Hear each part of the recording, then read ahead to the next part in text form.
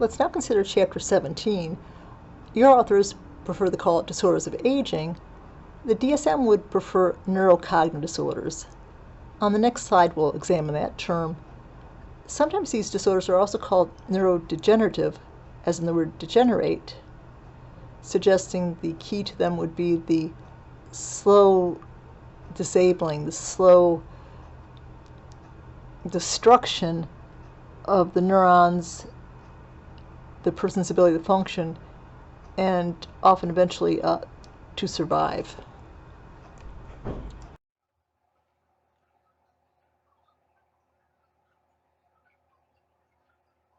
Let's begin Chapter 17, Disorders of Aging, most of which we'll focus on will be the neurocognitive disorders. Now let's focus on the word cognition, see if you remember what it means. So go ahead and try to fill in those two blanks. And while you're at it, try to answer the question on the bottom of the page.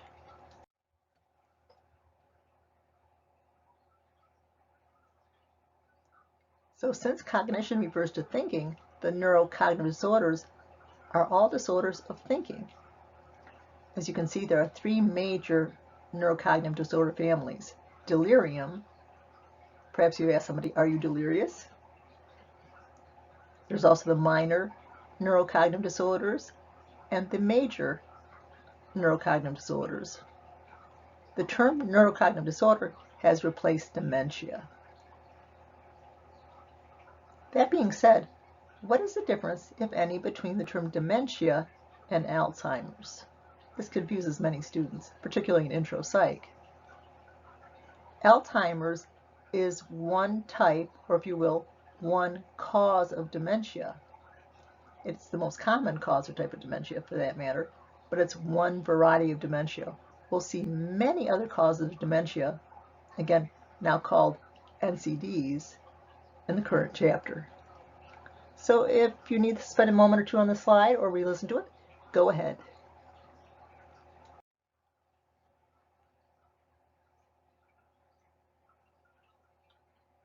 In its discussion of the neurocognitive disorders, the DSM looks at various domains in which the functioning will be affected. One major domain is selective attention, the ability to attend one thing and ignore another. For example, to drive and listen to the radio, to listen to TV and maybe cook at the same time, to jump back and forth between two things that you're doing. There's also will be deficits in executive functions.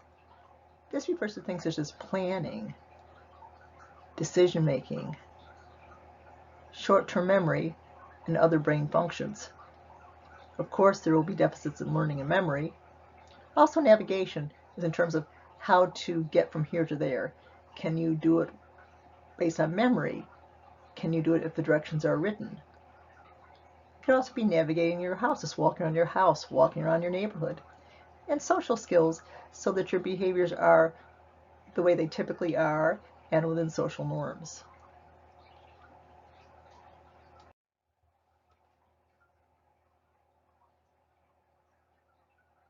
Let's consider our first major category of NCD, that is neurocognitive disorder, that of delirium. Delirium has a rapid onset, maybe days, maybe even hours. When a person is delirious, they will be very confused, extremely confused, often agitated, rambling, making no sense. They can be psychotic, as in being delusional and or hallucinatory. Think of some possible causes of delirium.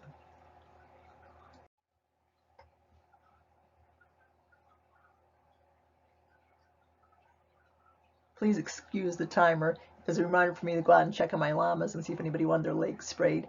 It's 96 out today, and that's hot for anybody. Now, as we just noted, a delirium diagnosis is only appropriate if the symptoms have been present for less than a month. They often remit on their own. For example, let's say the person is a senior hospitalized with a bladder infection.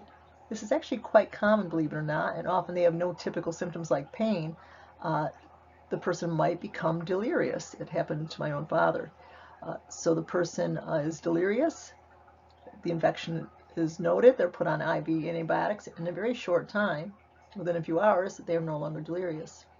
So either the condition, for whatever reason, remits on its own, or the person is now classified as having either a minor or major NCD, that's neurocognitive disorder.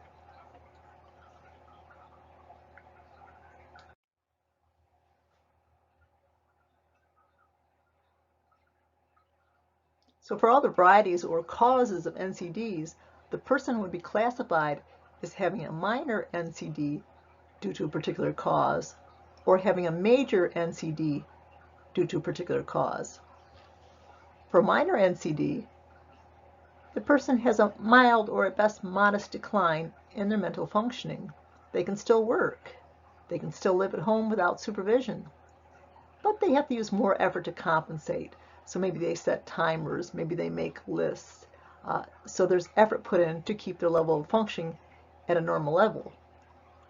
What do you think would be the case if they have a major NCD? Take a moment and consider each one of those bullet points we just covered.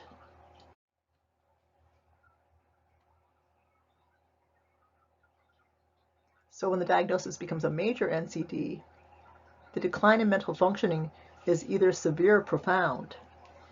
So they can no longer maybe dress themselves, groom themselves, prepare their own meals, know what to do with a fork and a knife and a spoon, get from one room to another, know what to do in a bathroom, know how to get home from the front yard, and so on. They can no longer work, and they can no longer be alone without supervision safely. So at this point, efforts to compensate are no longer adequate and are often not being made at this point at all.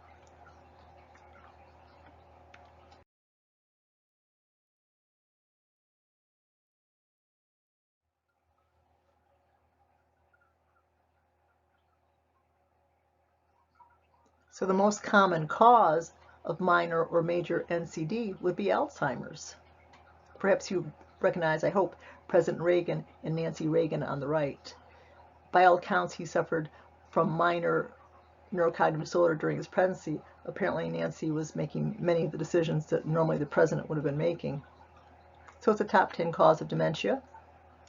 It's also a top 10 cause of death in the U.S. Is it treatable? Ponder that for a moment.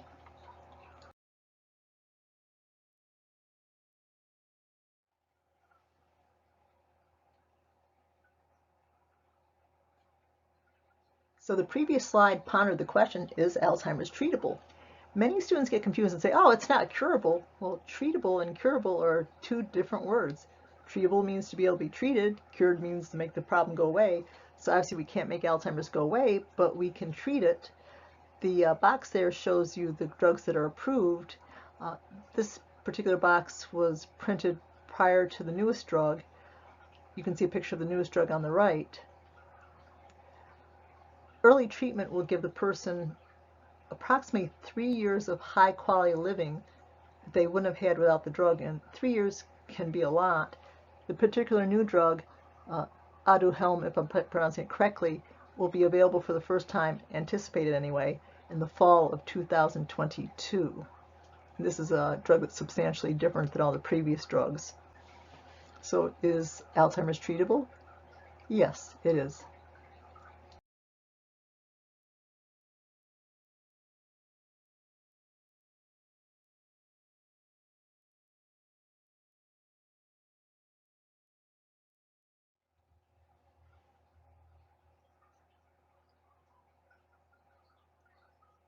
So let's continue our discussion of Alzheimer's. Is Alzheimer's genetic? Well, there is an early onset variety defined by the individual having symptoms prior to age 65. That is clearly genetic, but for most people, apparently no. What's going on in the brain of people with Alzheimer's? There's plaques, technically amyloid bodies, in other words, proteins that build up and impede the functioning of the neurons. And also there are tangles. The tangles appear to be dead dendrites and dead axons that become tangled up after they die. So these plaques and tangles are impeding normal neuron functioning and communication. Loss of brain matter can be seen if it's advanced enough with a CAT, MRI, or PET scan. Often a doctor will use the mini mental status exam we discussed earlier to look at the person's functioning. The mental health practitioner or physician will be looking at other possible causes and eliminating them. There is no definitive test for a living person. So basically, the diagnosis is Alzheimer's by process of elimination. It can only be confirmed at autopsy when the tangles and plaques are observed, but an autopsy would be rare if a person is 92 and died after an 8 years old dementia condition. They're not going to perform an autopsy, so it's just going to be presumed to be Alzheimer's, sometimes correctly, sometimes incorrectly.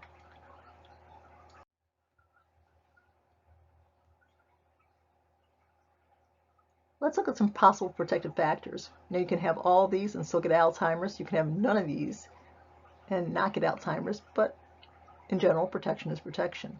Exercise is not only good for us psychologically, it's also good for us physiologically, and it is a protective factor. Mental stimulation. How do you get mental stimulation? You continue to read, you do dances with steps, you do word games, and so on. Social stimulation.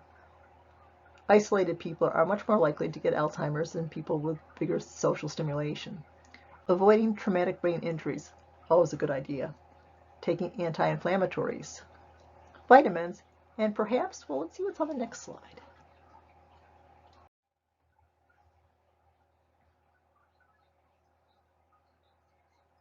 So it's preliminary, but still several methodologically sound studies published in reputable journals suggest that mushrooms may have a protective factor. For example, consider one study, older adults who ate 3/4 cup of canned mushrooms merely just twice a week had a 50% decrease in the rate of mild neurocognitive disorders. So perhaps consume greater mushrooms and perhaps give your parents or grandparents to put mushrooms as a regular part of their diet.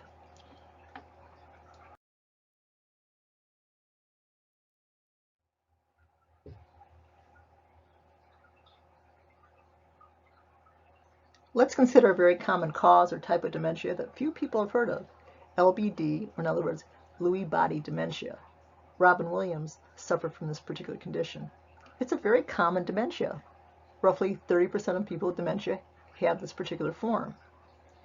The person has typical dementia symptoms, but on top of it, they also have very clear and elaborate visual hallucinations. And here's a mnemonic that might help you out. Put your two hands in front of you and form a letter W. Now take your two hands apart and notice the V's. So if you can notice the Lewy body has the W, and the W can easily become a V. Maybe V will help you remember visual hallucinations. So the person will have very much Alzheimer's-like brain changes, but with that visual symptom, which is not that common in Alzheimer's. They will also have Parkinson's symptoms in the arms typically. The small font indicates that you're not responsible for that feature. I just wanted to share it. It can only be confirmed definitively at autopsy, and often autopsy would not be performed.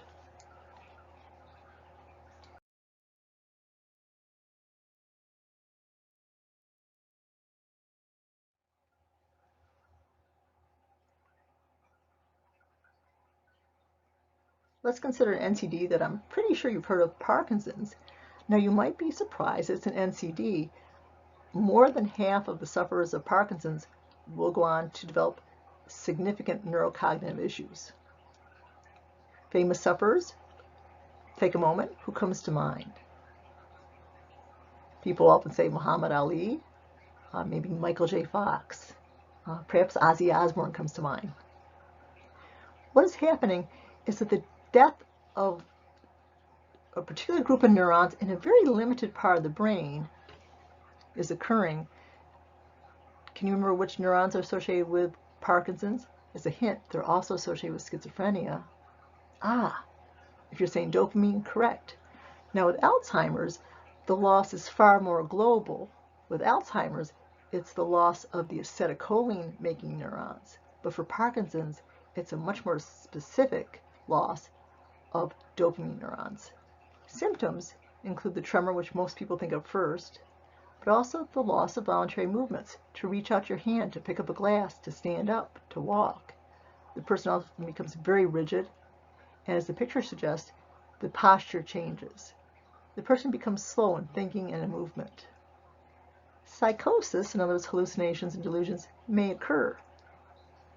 Personality changes also may occur. In general, it has Alzheimer's-like symptoms, but particularly the motor symptoms distinguish it. There are medications specifically for Parkinson's. They've been around for a while.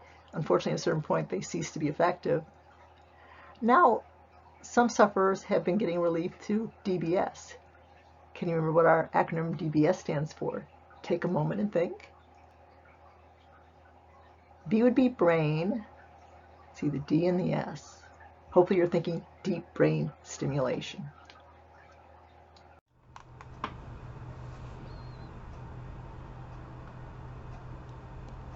When asked to name famous Parkinson's sufferers, most people say Muhammad Ali or Michael J. Fox.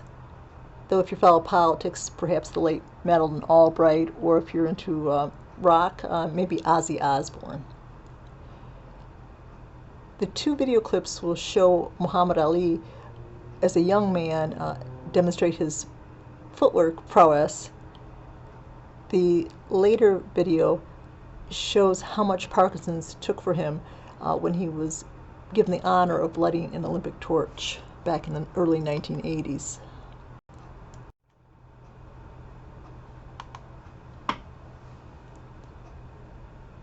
Typically, medication is used extensively for Parkinson's, but at a certain point, as more and more neurons die, it becomes less and less effective. Towards the middle or later stages, sometimes deep brain stimulation is used. It's always a fallback position because it's very serious business to breach the skull and the brain protections and meninges and so on, and actually put a device into brain tissue. The risk of infections, the risk of epilepsy, it's not undertaken lightly, but can often offer great relief from the muscle tremor and spasms that can often happen with Parkinson's.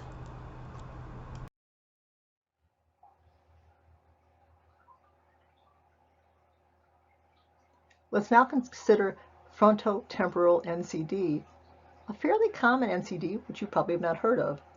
So focus on the frontal, like in frontal lobe, and temporal, like in temporal lobes. Take a moment and try to think of the major functions in common of the frontal and temporal lobes. That'll give you a major symptom of the disorder.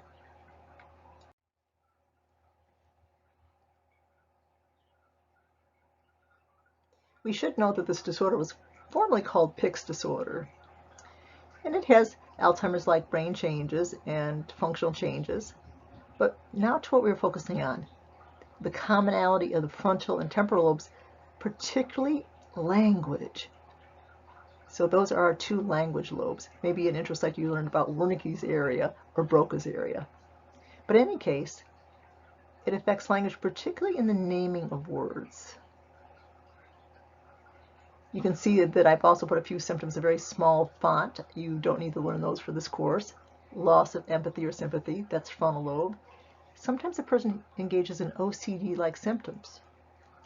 Another common symptom is hyperorality, in other words, mouth things.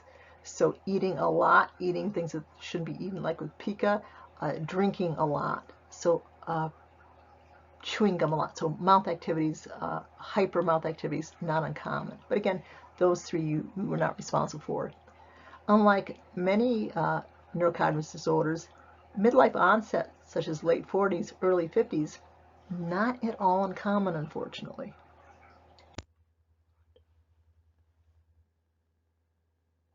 Let's now consider another form of NCD, frontotemporal NCD, referring to the frontal lobe and the temporal lobe, or actually plural since there's a left and right frontal and temporal lobe. It used to be called Pick's disease. we've already noted which two lobes are involved. Affects language. And if you think back to your intro psych days, you might remember that there's two language centers, one in the frontal lobe and Broca's area, if your teacher taught you that, and one in the temporal lobe, Wernicke's area. So it wouldn't be too surprising to know that this NCD has significant effects on language, particularly in word naming, though that could be a problem in Alzheimer's also, or occasionally you and I might get to, but this is a very pervasive and severe issue. Also, lack of empathy or sympathy, and that might make sense if you know that the frontal lobe is particularly the moral center, if we want to call any part of the brain that. Sometimes a person will have OCD-like symptoms, or spontaneous crying or spontaneous laughing, and sometimes hyperorality, which means the mouth is constantly in motion, constantly doing things with the mouth, particularly eating, but not necessarily. Onset is midlife, typically.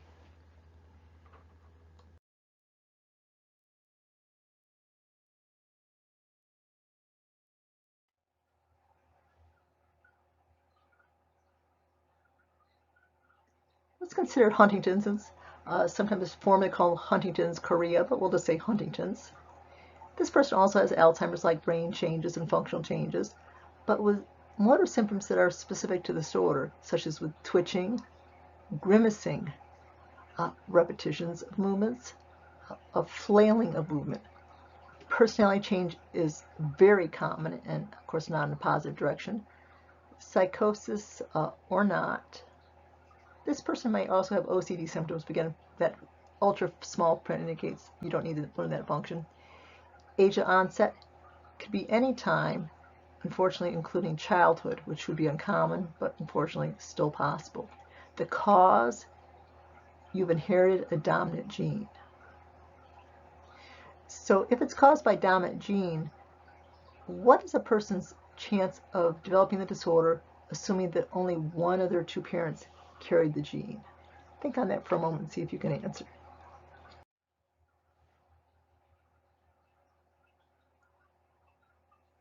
So you might remember in a normal human body cell there are 23 pairs of chromosomes. Eggs or sperm only have 23 chromosomes total. So some eggs or sperm will get the defective chromosome, some will not. And it's a 50-50% chance. So if a parent has it, you have a 50-50% chance. Some people want to be tested. Other people do not want to know and want to live a normal life. Anyway, 50-50% chance.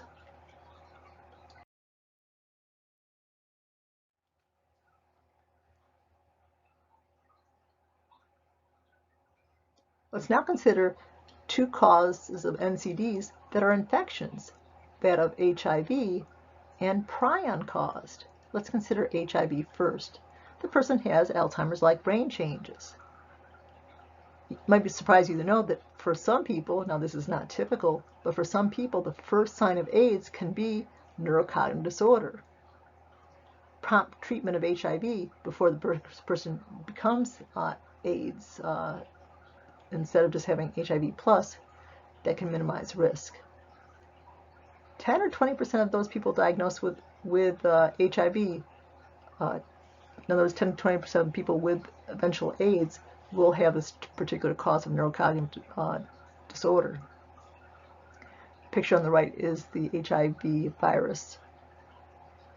Let's consider prion caused, in other words, in the mad cow, but in people. In people, it's called Creutzfeldt-Jakob, but it's much too complicated for us. So think of it as mad cow in people. The person has Alzheimer's-like brain changes, but the first symptoms will often be altered vision, and their gait becomes very odd. A very short time after that, often within a few months, the person will progress from normal cognitive functioning, or at least very slightly impaired, to full-blown major neurocognitive disorder. Thank goodness this is a very rare NCD.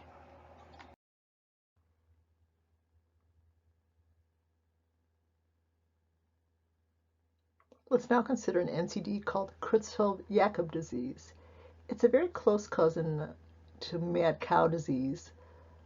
Mad cow disease, more properly called bovine spongiform encephalopathy, which I'm surprised I said correctly, and which you do not need to know what it stands for. But anyway, close cousin to mad cow.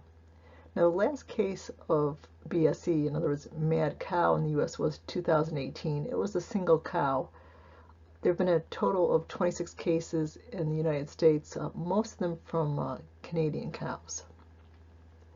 This issue is caused by a prion, an abnormal protein, which spreads across the brain and also spreads to other proteins. Most cases are due to just a spontaneous mutation. Other causes include actual heredity. A small number of cases, maybe 10%, maybe 15%, are due to heredity. Other ways to acquire it would be through an organ transplant of somebody that had Creutzfeldt-Jakob, or, as the discussion of mad cow suggests, eating a cow that had been contaminated and was put into the human food chain. Unlike other NCDs, this one leads to very rapid mental deterioration and progresses to death, typically all in the first year from even an early diagnosis. If you're watching this, listening to this slide on your own, please go to the video link next. So not a common NCD, but one worth knowing about, and definitely a sad and interesting one.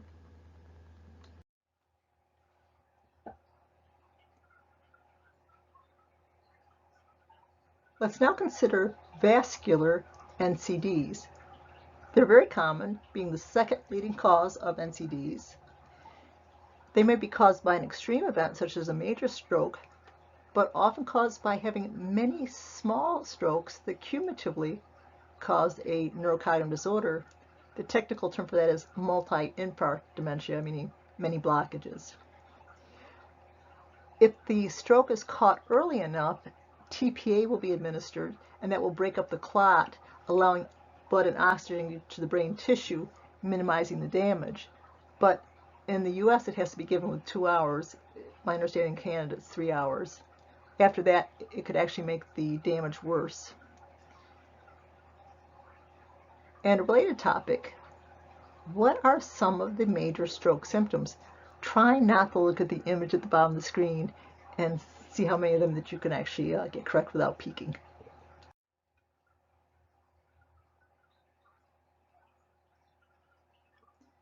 So the acronym FAST can help you remember some of the major stroke warning signs. One is the face being asymmetrical. For example, one part of the face drooping. Arms, if you ask them to put your arms out, can they put their arms straight in front of them? Also, speech, is it slurred? They have time on their chart. A better one, though, a newer one, is the tongue. Ask the person to stick out their tongue straight, and depending on where the stroke is going in the brain, their tongue might be markedly crooked, going up or down or left or right. So these are a good, easy way to remember the signs of an ongoing stroke. And again, it's essential that you get the person to the hospital ASAP, because that can mean the difference between survival or death, mild impairment or severe impairment.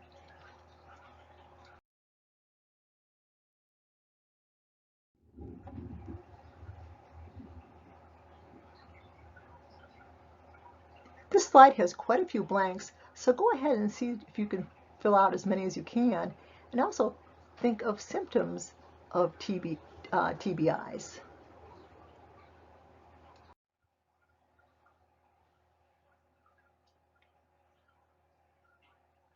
For civilians, the leading cause of TBIs would be falls. TBI, by the way, traumatic brain injury. They can be due to repetitive injuries found in certain sports. What sports did you think of? Well, clearly football. Apparently the NFL has devices built in helmets to gauge the force of collisions, but also mixed martial arts, also soccer, also wrestling, and I know and boxing, of course. Persons with the disorder often have epilepsy after the event. And some individuals have explosive aggression. If you've had a TBI, think of the symptoms that you've had.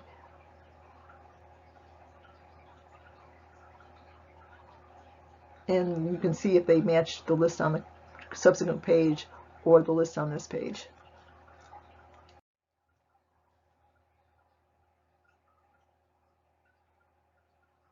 So this slide shows a symptom severity rating scale for TBIs. Unfortunately, many of you have had a TBI, so you might have personally experienced some of these. And perhaps reading them, you might think, oh, I forgot about that one. For this particular slide, I won't ask you to memorize them or to list them on a test or quiz. I'm just providing that to give you a better picture of typical symptoms.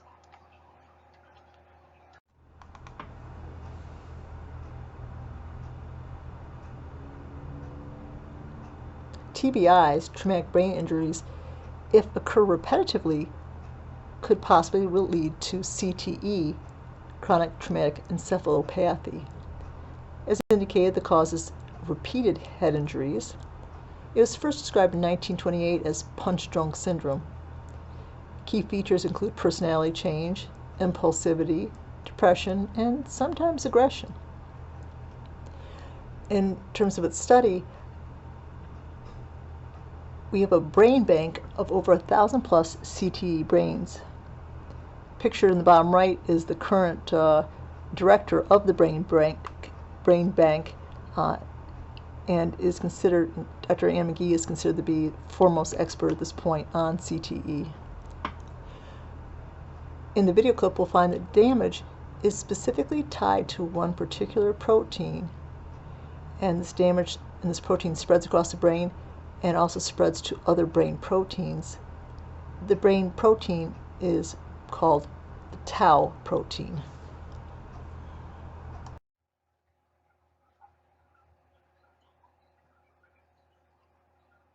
So let's consider one last cause of neurocognitive disorders, toxins. Are you familiar with this picture? Out of Alice in Wonderland, if that's a hint. It's a picture of the Mad Hatter.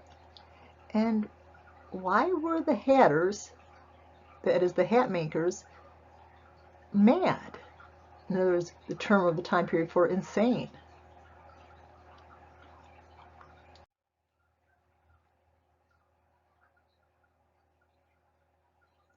The hat making process at that time period used mercury, and the Hatters all had mercury poisoning, causing neurocognitive disorders. Mercury can cross into the human brain, which is why pregnant women are asked to avoid certain fish that have higher mercury content, such as swordfish, basically the fatty ocean fish. So some toxins, including mercury, can cause neurocognitive disorders.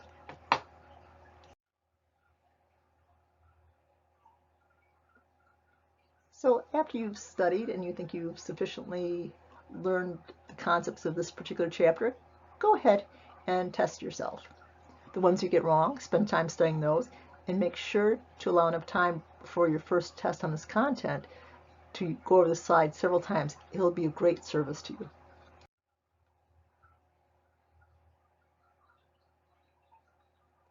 Cause of mad cow in people, that would be the prion, cause NCD.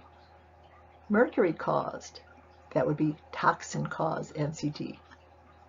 Sometimes due to many small strokes, that would be the vascular cause NCD. Caused by a dominant gene, that would be Huntington's. Prominent language issues, or what lobes of the brain relate to language, frontal lobe and temporal lobes, or frontotemporal NCD. Associated with the death of dopamine neurons, that would be Parkinson's. Associated with tangles and amyloid proteins in the brain, that would be Alzheimer's. The most common cause of NCDs, that's Alzheimer's again. Associated with certain sports injuries or war injuries, that's TBI or CTE caused. And I don't know if I mentioned CTE on the previous slide or before the previous slide actually. That would be chronic traumatic encephalopathy. Encephalo like encephalograph, pathy like in pathological, so chronic traumatic encephalopathy. Visual hallucinations, well, remember if you do a W, put your hands apart, there's V's for vision, so that would be Lewy body NCD with the W in it for a mnemonic. Lastly, what are the three major categories of NCDs?